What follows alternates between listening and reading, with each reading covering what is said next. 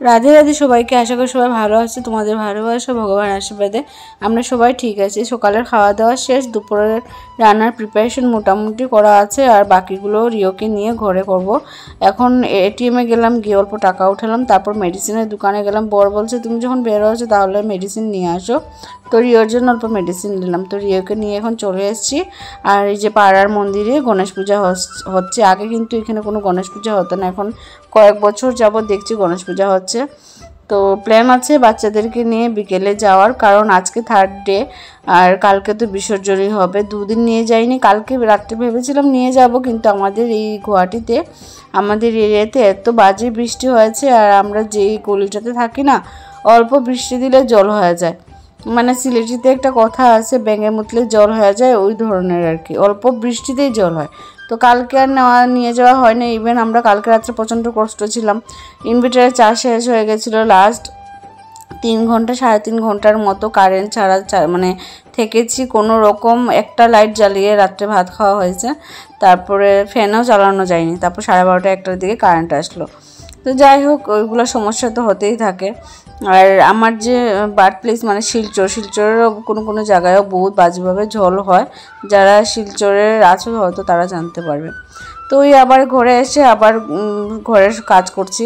তো এখানে দেখো, মাসের প্রথম বাজার যখন করেছিলাম তখন জিরা আর লঙ্কা গুঁড়ো রোস্ট করে তারপরে তোমার গুঁড়া করে রেখেছিলাম, কিন্তু ধনিয়াটা দাদার দোকানে ছিল না, তো ধনিয়া নিয়ে আসলাম। এখন রোস্ট করছি, কারণ ধনিয়ার গুঁড়ো বেশি নেই। তো ধনিয়ার গুঁড়াটা করে তারপরে এই যে তোমার বক্সে রেখে দেবো, মানে মশলা এটাতে রেখে দেবো। তারপরে আজকে না মাছও আনি নাই, আর ভালো লাগছিল না, মানে কালকেও মাছ খাওয়া হয়েছে, তো আজকে মাছ আনি নাই, ভাবলাম ড্রাই ফিশ করবো। পরশু দিন তোমার দাদা হঠাৎ করে দুপুরবেলা বলতেছিল যে ও হিরুম্বা খাবে, শীতল আছে নাকি, তো একটা শীতল ছিল, কোনোভাবে মানে অল্প করে বানিয়েছি, তো সবার ভালো লেগেছে। তো মা বললো আজকেও বানিয়ে আনো। তো আজকে ঘরে মোটামুটি সমস্ত জিনিসই জোগাড় ছিল, তো ভাবলাম ঠিক আছে আজকে ওইটাই বানাই, আর ইজিও শর্টকাটও হয়ে যাবে। আর তাছাড়া মেন আমাদের ঘরে খাওয়া নিয়ে প্রবলেম হলো আমার বরের, ও একদম মানে যাতা দিয়ে খেতে পারে না। ডাল আলু ভাজা আগে খেয়ে নিত, এখন সকালবেলাও ডাল আলু ভাজা খেতে গেলে ওর আর শাক লাগবে, ওকে মানে খাওয়ানো বড় সমস্যা। ইভেন আমার শাশুড়ি মা আমরা যা পাই তা খাই, কিন্তু ও একটু খাওয়া নিয়ে মেজাজ। ইভেন মানে যে ওকে জানে পার্সোনালি ও জানবে, মানে ও অনেক খাওয়া নিয়ে ইয়ে করে, আর ভ্যারাইটি লাগে ওর। কখনো বানাবে, এই কয়দিন আগে বানিয়েছিল গট্টি কি সবজি, ওই ভিডিওটা আমি আপলোড করিনি, এডিট করতে পারিনি। তারপরে কখন বলবে ভুজিয়া সবজি, মানে বাইরে করে চলাফেরা করলে ছেলেদের ভ্যারাইটি খাওয়া খেতে খেতে অভ্যাস হয়ে যায়। ওরা ভাবে ঘরেও সেম ওই হোটেলের মতো যদি খাওয়া পাওয়া যায়। তাও ওর কপাল ভালো ও যে আমার মতো একটা বউ পেয়েছে, না হলে অনেক বউদেরকে দেখি যে 3 বেলা ঘরে খাওয়ার জুটবে তো বহুত দূরের কথা, 1 বেলা খাওয়াটাও বহুত কষ্ট করে জুটে, অনেক ঝগড়া, অনেক অশান্তি। তার মধ্যে সকালের একটা ব্রেকফাস্ট হয়, আমাদের বাচ্চাদেরকে টিফিন দেওয়া, বা আমার শাশুড়ি মা উনিও ভাত খেতে চান না, তো আলাদা একটা কিছু বানাতে হয়। সন্ধ্যার টিফিনও আমার বাচ্চারা দুধ বিস্কুট দিয়ে চালাবে না, ওদের জন্য আবার সন্ধ্যার সময় কিছু একটা বানাতে হয়।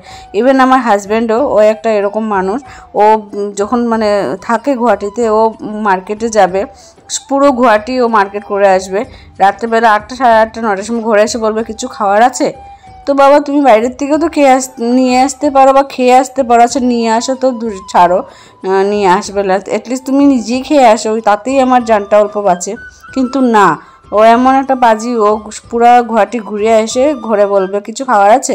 তো যদি কখনো আমি 1-2 দিন স্কিপ করি, বা সকালের রুটি আছে, আলুর পরোটা আছে দিয়ে দেই, কিন্তু ওকে তো আর পরে থাকে না, ওর জন্য আমার ওই 8:30 9টার দিকে কিছু খাবার বানাতে হয়। তো ওই ধরনের আমাদের ঘরের মানে রুটিন। আমাদের ঘরে সবচেয়ে মেন প্রায়োরিটি কী বলতো, খাওয়াটা হলো গিয়ে মেন প্রায়োরিটি দেওয়া হয়। রান্না দুপুরে রান্না হোক, সকালের হোক, রাত্রের হোক, আর সকালেরটা দুপুরে চলবে কখনো কখনো, কিন্তু রাত্রে চলবে না। এক তরকারি যদি 2 বেলা দেওয়া হয় বলবে আবার খাবো, মানে এই নিয়ে সে ঘরে তুমুল ঝগড়া লাগায় আমার বর। তো ওর জন্য একটু খাওয়ার মানে বেশি ইয়ে করতে হয়, আমাকে তোড়জোড় করতে হয় সারাদিন। সকাল থেকে সত্যি কথা বলতে যারা এসেছে আমার ঘরে ওরা জানবে যে আমি সকাল থেকে বিকেল 3:30 4টা অবধি আমার রান্নাঘরেই কেটে যায়। ওই ভাত খেয়ে মানে শুতে যেতে যেতে 4টা 4:30 বাজে, কারণ রিও ছুটি হয় 2টার সময়, তারপরে ঘরে নিয়ে আসতে আসতে ওই ওকে 2:45। যেদিন আমার বোন নিয়ে আসে বাইকে করে ও তো 2:30টার ভিতরে চলে আসে, আর আমি যদি আনতে যাই ওই ট্রেকারে করে আসি, তারপর আবার কিছুটা জায়গা হাঁটতে হয়, ওই 3টার বাজে। তারপরে এসে ওকে স্নান করিয়ে খাইয়ে তারপর নিজে খেতে হয়, কখনো কখনো সার্ভ মানে সবাইকে দিতেও হয়। তো ওই যা আর কি। তো আজকে তেমন কিছু রান্না হয়নি, সকালে ঘুগনি করেছিলাম, রুটি করেছিলাম, আর এখন যে ইরম্বাটা করেছি। তো ভাবছি আজকে দুপুরবেলা এটা দিয়েই চালাই, কারণ রাত্রেবেলা তো আবার কিছু করতে হবে। আর ওর জন্য একটা ডিম সিদ্ধ দিয়েছিলাম, আর এই যে প্রীতকে একটা পাঁপড় ভাজা দিচ্ছি, ও খেয়ে নেবে। আমার বাচ্চারাও মানে মানুষে বলে বাচ্চারা অনেক মর্জি করে খেতে চায় না। আমার তো বর বাচ্চার থেকেও বেশি বাচ্চা, মানে আমার শাশুড়ি মা যে ওকে কীভাবে খাইয়েছে আর শিখিয়েছে ভগবানই জানে। ও যে কি মেন্টালিটি, ওর এত মেজাজ খাওয়া নিয়ে, মাঝে মধ্যে আমিও টায়ার্ড হয়ে যাই। আমি রাঁধতে ভালোবাসি, আমি সব ভিডিওতে বলি এটা সত্যি, আমি রাঁধতে ভালোবাসি, কিন্তু মাঝে মধ্যে আমারও তো শরীর, আমারও তো বডিটা একটু রেস্ট চাই বা একটু শান্তি চাই আমি, কিন্তু ওর জন্য এটাও হয় না। ইভেন এত বড় 2টা অপারেশন হওয়ার পরেও আমি এই সকাল থেকে বিকেল 3টে 4টা অবধি রান্নাঘরেই থাকি। তো যাই হোক, বলে লাভ নেই, সংসার যখন করেছি সংসারটা তো নিজের মতো গুছাতে হবে, সামলাতে হবে। শাশুড়ি মা যখন নতুন নতুন বিয়ে করেছিলাম অনেক বুঝাতো, এখনও মা বুঝায়। তো যাই আছি আজকে, এই যে এত বছর থেকে সংসার করছি তাই সব ক্রেডিট গোজ টু আমার শাশুড়ি মা। উনি কিন্তু অনেক শান্তশিষ্ট একজন মানে মানুষ, উনি যদি না থাকতেন এই ঘরে হতাম, থাকতে পারতাম না। আর সত্যি আমি মাঝে মাঝে ভাবি আমার শাশুড়ি যদি আমার হাজব্যান্ড হতো, কারণ আমার হাজব্যান্ডের মধ্যে দেওর জাল শাশুড়ি ননদ মানে পুরো কম্বো আমার হাজব্যান্ড, ও একাই 100।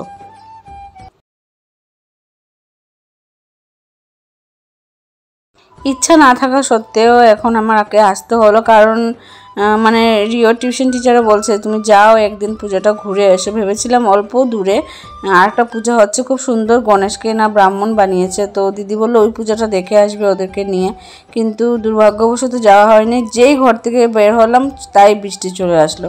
আমার যা তো আসেনি এখনও, তো আমরা 3টা বাচ্চাকে নিয়ে আমি আমার শাশুড়ি মা এসেছি। তো আমার শাশুড়ি মা না এখন অনেক জায়গায় বেরোতে চান না, কারণ যেখানেই বেরোয় চিন্টু থাকে বা 2টা বাচ্চা আছে, 3টে বাচ্চাকে নিয়ে অনেক বড় একটা চাপ হয়ে যায়, তো মা বেরোতে চান না, কিন্তু আমি মাঝে মধ্যে নিয়ে আসি। আর এখন তো আমি ওদেরকে 2টা বাচ্চাকে নিয়ে আসবো, আমি বললাম চলো মা তুমি একটু ঠাকুর প্রণাম করে আসবে। তো এসে দেখছি অনেক ঠাকুর আজকে বিসর্জন হয়ে যাচ্ছে 3 নম্বর দিন, কিন্তু আমাদের পাড়াতে যে পুজোটা হয় ওইটা কালকেই হবে, দুপুর দিকে হয়ে যায়। আমি কোনো দিন এসে দেখিনি, কিন্তু শুনেছি দুপুর দিকে বা বিকাল 3:30 4টা নাগাদে হয়ে যায়। আগে তো বিয়ের আগে বিসর্জন দুর্গাপূজার বিসর্জনে যেতাম, গণেশ পূজা তো হতো না, এখনই দেখছি গণেশ পূজা হয়। তারপরে এই যে দেখো গণেশ পূজার প্রসাদ দেওয়া হয়েছিল 3 দিন টানা, তো গত 2 দিন কী দেওয়া হয়েছে জানি না, আজকে দেওয়া হচ্ছে। তো ভাবলাম বাচ্চাদেরকে নিয়ে দাঁড়াই, তো পিছনের লাইন দেখতে পাচ্ছ আর আগের লাইনও দেখতে পাচ্ছ। তো আমার যার এসে লাইনে দাঁড়িয়েছি, চিন্টু চলে যাচ্ছিলো, কিন্তু চিন্টু মানে এত ইয়ে করছিল ওর মাকে যে ও দাঁড়াবে আমাদের সাথে, তারপর ওর মা আবার ওকে নিয়ে এসে দাঁড়ালো। ও তো ভীষণ দুষ্টু। তো বাচ্চাদের এই খুশি আর কি, খাওয়াটা দেখো সবার ঘরে কম বেশ ভালো মন্দ থাকে, তো ওই যে লাইনে দাঁড়িয়ে বাচ্চাদেরকে মানে প্রসাদ খাওয়ানো বা নেওয়া ওইটাই একটা বড় আনন্দ।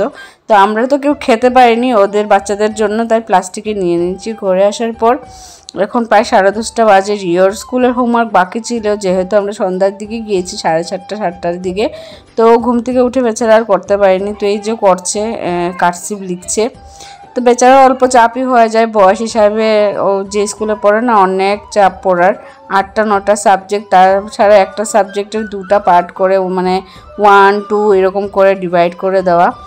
তো যাই হোক এখন অ্যাডমিশন করিয়েছি, এত বড় স্কুলে পড়তে তো হবে, আর পড়াশোনা করা ছাড়া জীবনে কিছুই নেই বন্ধুরা, না হলে তো আমাদের মতো এই রান্না বান্না করেই জীবনটা কাটাতে হবে। এই যে প্রসাদনে ঢেকে রেখেছি, বর খাবে কিনা জানি না।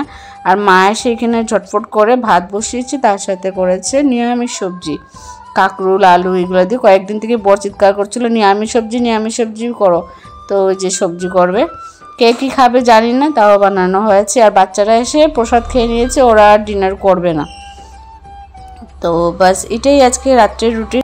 আর এখন আমি আর মা বাকি, তোমাদের দাদা এলে ও খাইবো, তো কে কী খাইবো জানি না এখন, তার জন্য তরকারি আর এরকম ভাত হয়েছে।